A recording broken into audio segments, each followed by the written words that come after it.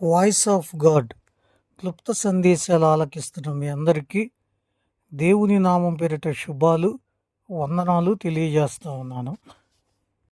లేఖనము యెషయా గ్రంథం 55వ అధ్యాయం 3వ వచనం. దావీదునకు చూపిన శాశ్వతమైన కృపను మీకు చూపుదును. ధ్యానాంశం కృప. దేవుడు దావీదుకు శాశ్వతమైన కృపను చూయించాడు. మత్తయి సువార్త 1వ అధ్యాయం 1వ వచనం ప్రకారం అబ్రహాము కుమారుడును దావీదు కుమారుడైన యేసుక్రీస్తు వంశావళి అని వ్రాయబడింది. అవును, ప్రభువైన యేసుక్రీస్తు వారు దావీదు వంశములో నుండి వచ్చాడు. ఇది శాశ్వతమైనటువంటి కృప. అంటే నీవైనా నేనైనా ఊహించనటువంటి దానిని దేవుడు ఉచితంగా మనకివ్వటమే కృప అని అర్థం చేసుకోవాల్సిన బిడ్డలమయ్యాం. దావీదుకు సింహాసనం ఇవ్వటం దేవుని కృప.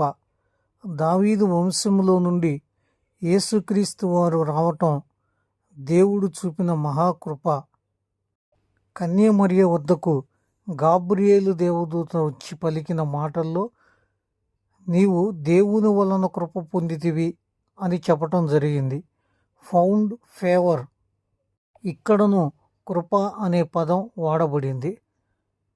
నిజమే, మలాకీ నుండి నూతన నిబంధన వరకు 400 సంవత్సరాలు దేవుని యొద్ద నుండి ఏ విధమైన వాక్కు మానవాళికి అందలేదు.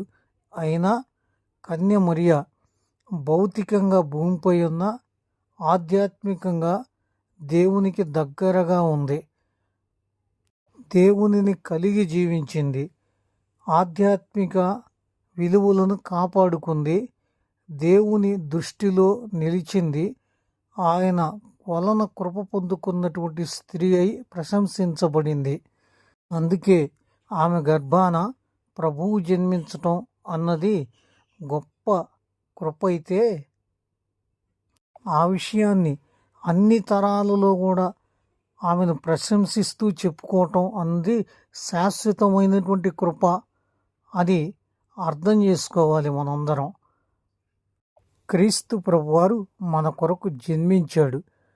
అయితే ఆయన శాశ్వతంగా మన హృదయాల్లో నిలిచి ఉండాలి అంటే గనక దానికి కావలసినటువంటి మూలధనం దేవుని భయం, భక్తి. వాక్యం చెప్తుంది, ఆయనకు భయపడు వారి మీద ఆయన కనికరము తరతరములకు ఉండును అని లేఖనం బోధిస్తూ ఉంది.